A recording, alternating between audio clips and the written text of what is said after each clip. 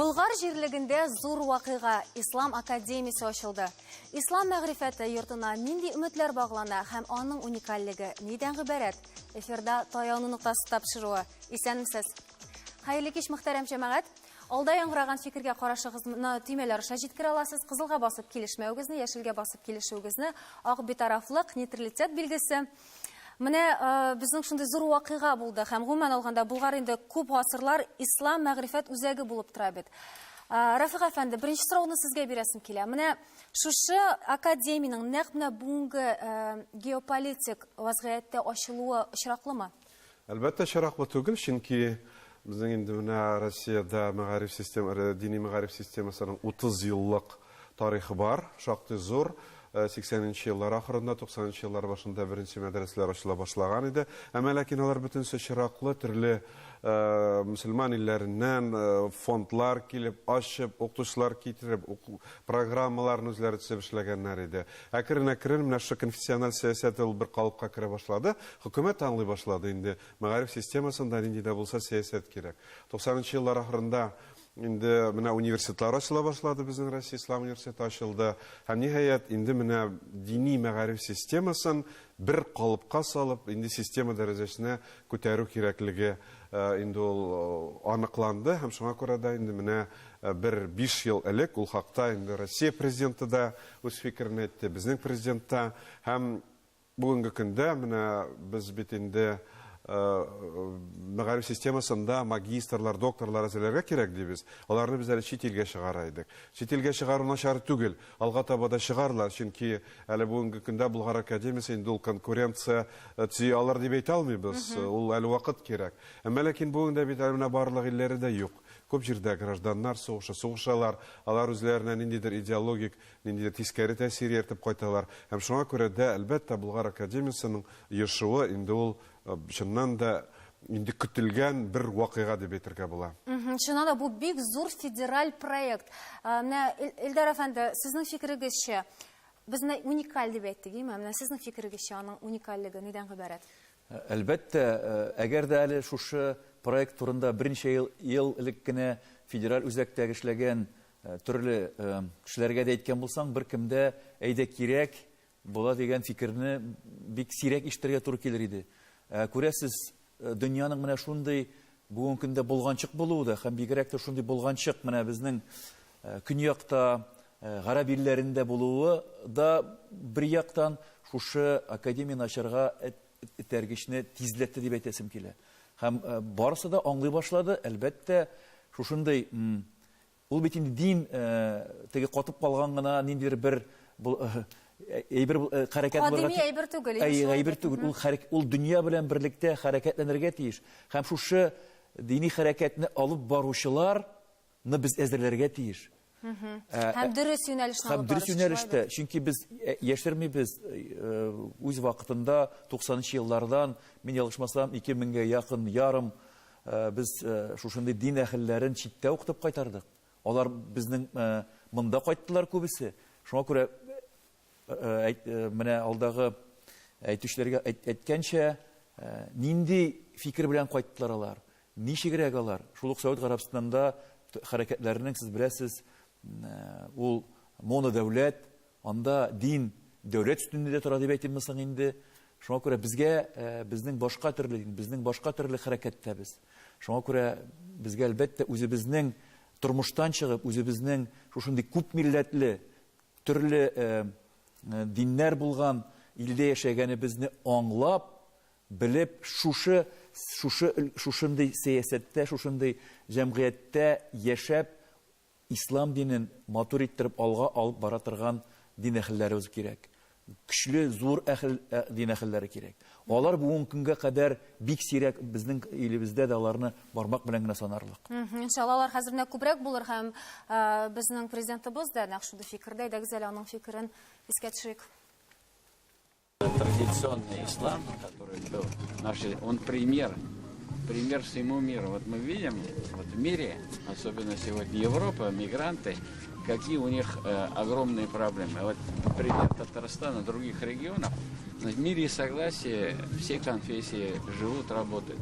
Вот эту традицию нам надо сохранить. И вот было правильно сказано, вот, упущенное то, что у нас не было своей инфраструктуры подготовки богословов, имамов, значит, мы получили те течения, которые нежелательны. Поэтому наша задача сохранить тот ислам традиционный, который сложился веками в нашей стране. Сызыклап өтті, еме сіздің фикірлеріңізге. Һәм міне 21-ші, енді замана шартлар турында сөйләшә башладық, еме 21-ші ғасырда яшибез. Һәм міне Рафиқ әфәнде, бу 21-ші ғасыр шартларына туры китерилде дип эшләнелде дип әйтеп буламы? Бүгенге көндә менә ички ягындан да һәм тышкы яктан да. Менә бу мәсьәлә буенча инде вакытлы матбугатта да, төрле сайтларда да төрле фикерләр яңгырады.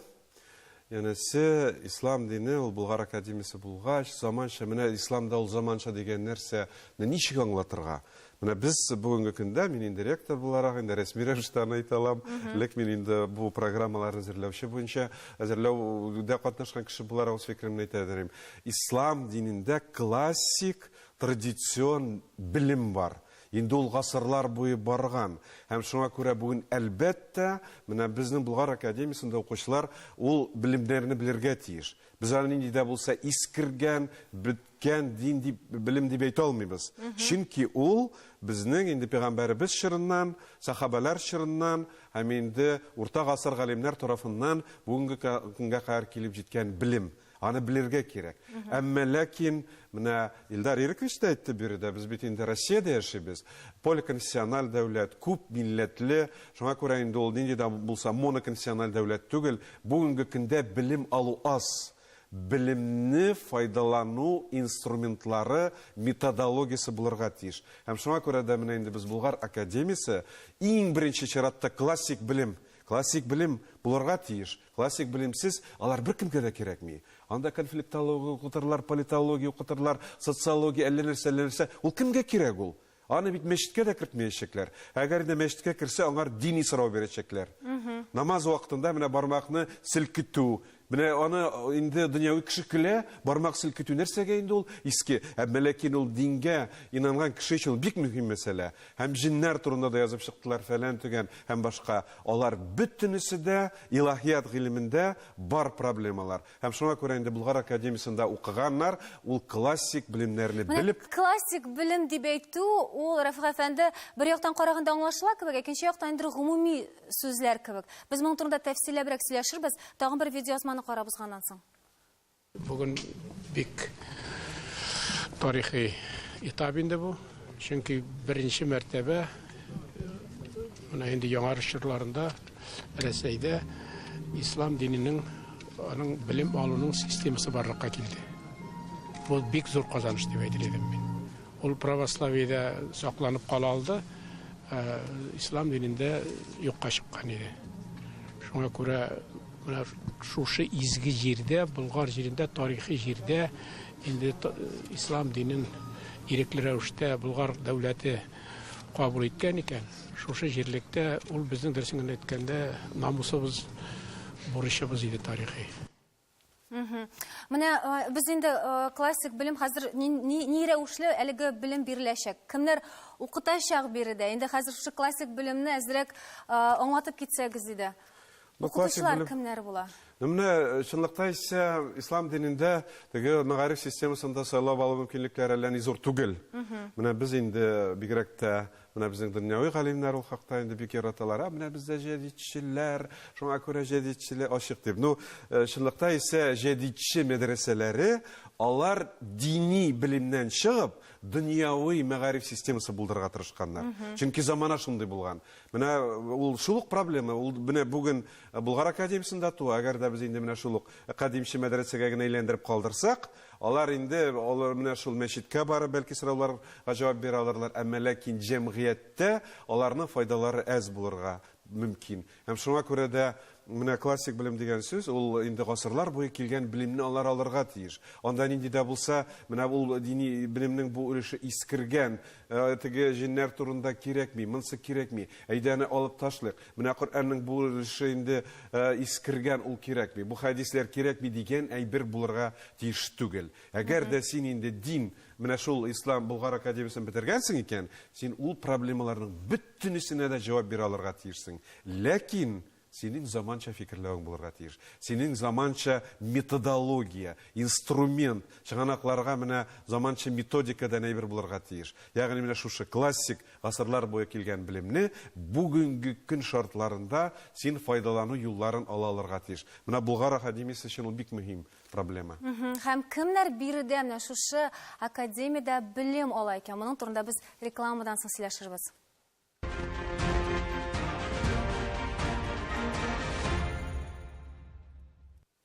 Татарстан Яңа гасыр каналында таяуны нуктасы тапшыру. Без дәвам итәбез. Әлбәттә, монда күп сораулар бүген Рафиг әфәндегә, чөнки бездә мәгълүмат ул кадәр күп түгел. Безнең өчен бу зур вакыйга. Укучылар арасында монда үзебезнекеләр генә, татарстанлыклар гына түгел, башка регионнардан, башка төбәкләрдән дә килеп укыйлар, шулай бит. Менә әйтик, әгәр дә Чечнядан килеп укыйлар икән, биредә егетләр име, аларда белүгезчә суфийчылык. Алар менә монда белем алганнан соң үзләренә кайткач ниндидер каршылык килеп чыкмасмы? Менә сезнең ничек уйлыйсыз сез? Ну, беренчедән Кавказда үзләренең ниләре бар, уку йортлары, дини уку йортлары. Икенчедән, монда минемчә Ислам Болгар академиясе беренче чиратта ислам зыялыларын нитәргә тиеш. Укытырга тиеш. Димәк, бездә имамнар бик күп, чөнки аларның мәдрәсә системасы әзерли, шулай бит инде. Ә менә интеллектуаллар, ягъни зыялылар, алар күп түгел. Мәсәлән, шул Шихабетдин Мәрҗани ул зыялы булган, имам гына түгел, чөнки ул тарихчы да булган, социолог та булган, әгәр дә хәзерге фән сүзе белән әйтсәң. И дин әһле дә булган. Шул ук вакытта ул теолог та булган. Димәк, менә Болгар Ислам академиясе шундый кешеләрне әзерләргә тиеш. Чеченнар исә миңа калса, монда килмәс, чөнки аларның үзләренең системалары бар, алар инде монда Казанга килеп килмәс дип уйлыйсызмы сез, Илдар әфәнде? Дөрес бу, алар килмәс. Бер нәрсәне безгә аңларга кирәк. Бу академия ул Татарстан академиясе гына түгел. Бу федераль проект. Бөтен федераль проект, ул бөтен Россия өчен. Менә Рафиг әфәнде дөрес әйтеп әйтте.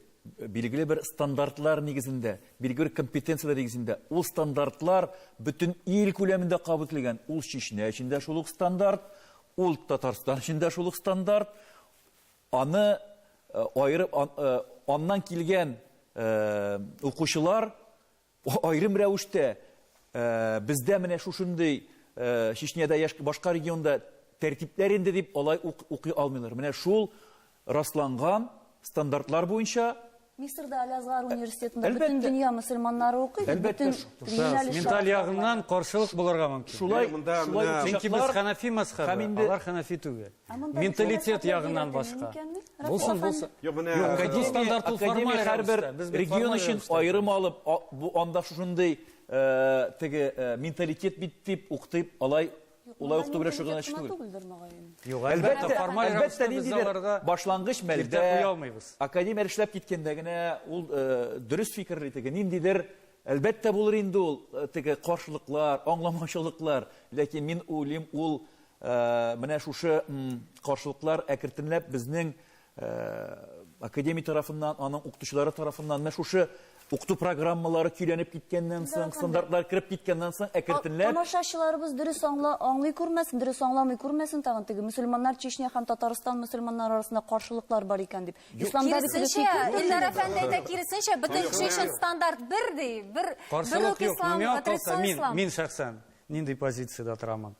Бу Ислам Болгар академиясе ул икенче баскыч булырга тиеш безнең милли университетыбызны торгызу өчен. Әлбәттә, ул авыр. Һәм күп бәхәсләр төшеп калырга тиеш. Кануни яктан бик авыр, сәяси яктан бик авыр. Әмма ләкин безнең хәзерге вакытта милли кадрларны әзерләүче үзәк тә юк, университет тә юк, киллият тә юк хәтта. Шуңа күрә ул бер үзәк булырга тиеш.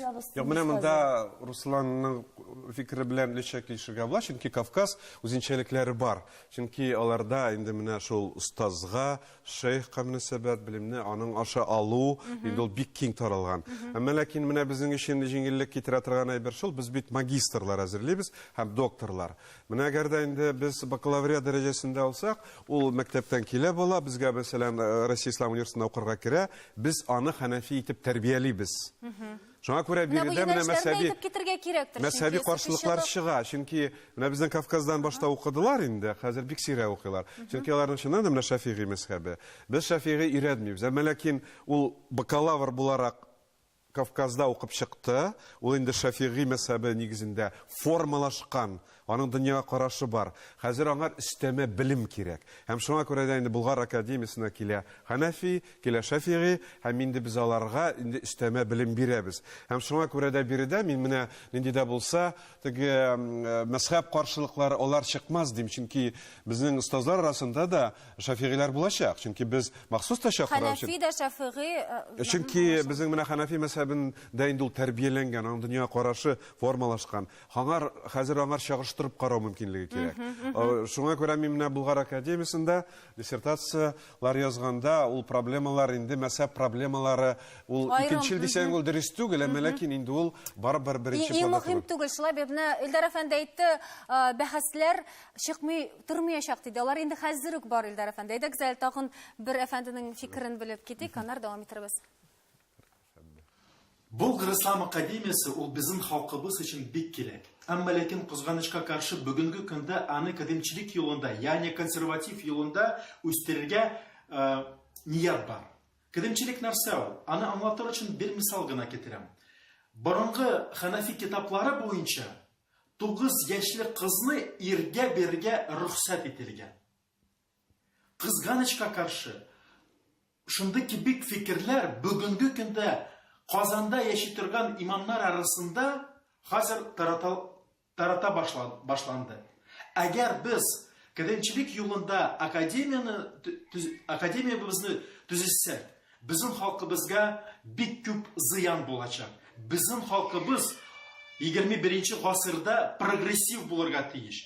Һәм шул максатны уйлап, безнең академиябыз ул шулай прогрессив юлында булырга тиеш. Рафик әфәнде шушың турында гына бик тәсвирләп, бик матур итеп сөйләп бирде. Без шул юлдан әлбәттә бармыйчакбыз дип, аннан соң бит мәдрәсә түгел, кадимчилар, җәдидчилар системасы түгел, ул университет, ул дөньяви һәм дини университет бер рәттән. Аннан карарга да кирәк. Тагын бер кабатлап әйтәм, ул хакта әйттем инде, менә хәзер Рөстәм Батыровка җавап булып яңгырасын дип. Классик ислам билеме биргән кадимче мәдрәсәләр. Менә мин аңар инде һәр вакыт бәхәс вакытында әйтәм, әйдә алыйк менә безнең бүтән реформаторларны, Муса Бигиевлар, Шиабуддин Мәрҗани, Курсави кайда укыганнар? Бөтенесе кадимче мәдрәсәдә укыганнар. Революция кадәр бары тик кадимче мәдрәсәләр тирән дини билем биргән. Безнең бүтән дөньяви интеллигенция, безнең шагыйрьләр, язучылар, композиторлар һәм башкалар җәдидче мәдрәсәләрендә укып чыккан. Мәсәлән, Хусейния мәдрәсәсе ул Оренбургта мәшһүр таралган. Анда 900-дән артык чыккан кешенең 910 ел эчендә шуның 30-ы гына имам булып эшләгән. Чөнки җәдидче мәдрәсәгә килгән кешеләр алар дин өлкәсендә эшлибез дип түгел, башка өлкәдә. Һәм шуңа күрә дә кадимчилек ул система буларак бар, укытырга кирәк, әмма ләкин әлеге дә баягы менә файдалану инструментарий заманча булырга тиеш. Менә шул турыда бара.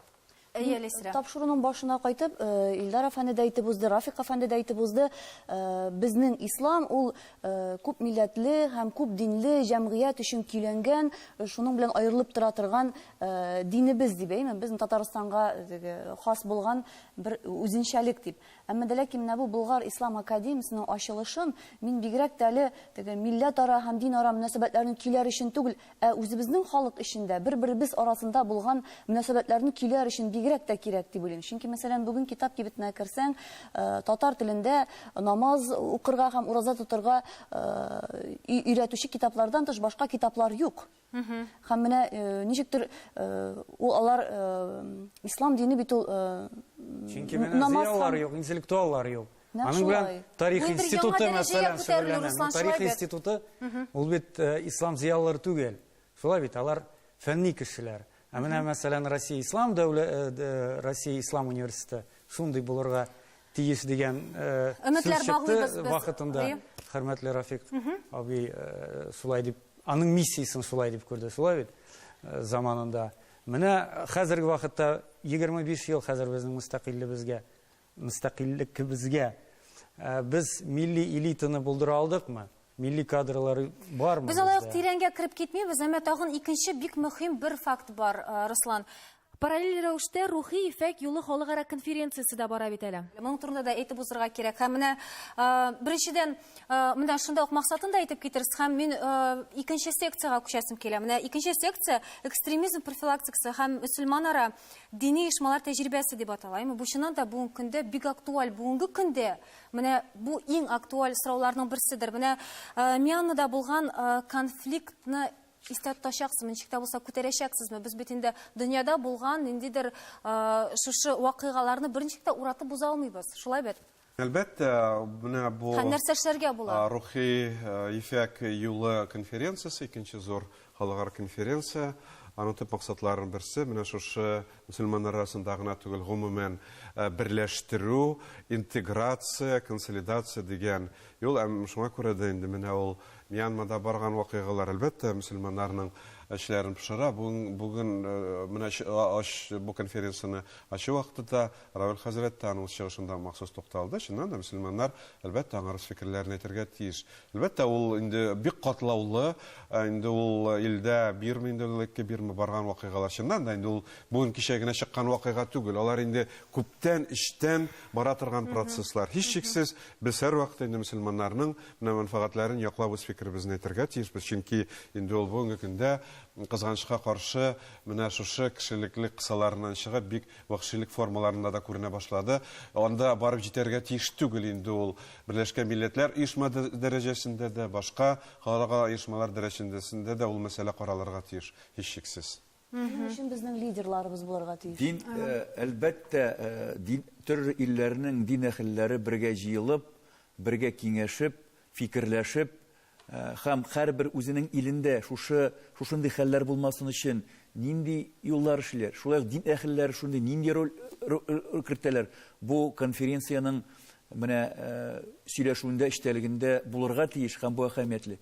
Чөнки аралашмасаң, бер-берең белән фикерләшмәсәң, әлбәттә ниндидер дөрес фикерләр яки анда дөрес юллар билгеләү нык авыр. Минемчә, менә нык әһәмиятле безнең дин әһелләре бер-берсен ишетергә тиешләр, бер-берсен аңларга тиешләр, бер-берсе белән аралашырга тиешләр. Безнең һәр кызганычка кайбер чакта үзебездә дә бер-береңә каршылык тудыру яки анда бер-береңне дин әһелләрендә дә бар ул бер-береңне начар иттереп күрсәтергә тырышу. Менә бу нәрсәләр берләшкәндә генә нәрсәдер ишеп була. Әлбәттә, безнең булай да таркаулыгыбыз җитә. Шул ук ислам динендә әле менә тапшыру башларылган гына шул турыда сөйләшеп тордык. Таркаулык күп бездә.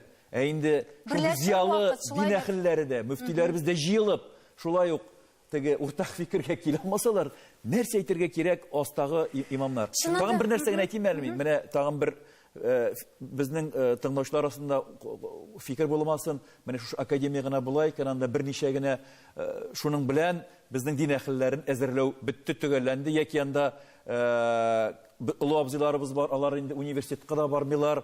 Безнең федераль университет каршында һәр елны берничә дистәләгән дин әһелләрен һәр елны укытырган курслар бар. Федераль үзәк моны аңлый. Безнең айрым бер программада, милләт буенча дәүләт программасында шушы чараларны уздырыр өчен акча чыгымнары каралган. Казан, Санкт-Петербург һәм тагын бер менә Мәскәү һәр елны шушылар аркылы шушында хәзерге эшләп килгән эшләгән имамнарны, анда хәзрәтләрне шушы әлбәттә әйбәт булыр иде инде, Рәф хәзрәт, әгәр дә шундагы шул ук профессорларда кайберләре бигрәк тә дингә кагылган булган, кайбер курсларны килеп, монда да килеп, шушы курсларда да Катнашсалар, минемчә, бунсы да дөрес булыр дип әйтәсем килә. Иншалла, киләчәктә булар да исәп Мәдрәсәләребез дистәләгән бездә. Мәдрәсәләр күп. Менә Дарул Гылым, ягъни университетлар икәү генә, берсе Россия Ислам университеты, икенчесе инде менә академия. Руслан, менә бүгенге тапшырубыз инде безнең тәмам, шулай да без менә шунда да бик зур өметләр баглыйбыз. Зур өметләр белән шундый зур эшне башладык. Инде Рафик әфәнде, шушы Болгар академиясының дөнья күләм абруйлы уку йорты булуда нәрсә таяну ноктасы булырга тиеш сезнең фикерегезчә? Кыска гына әйтеп әйткәндә вакытыбызда. Таяну ноктасы даны менә гомуми концептуаль аңлау булырга тиеш, ул бар дип уйлыйм, һәм менә шул булса, алга таба шуны алып бару җиңел булачак. Иншалла. Менә шушындый оптимистик рухта тапшырубызны тәмамлыйбыз. Исән-имин булыгыз.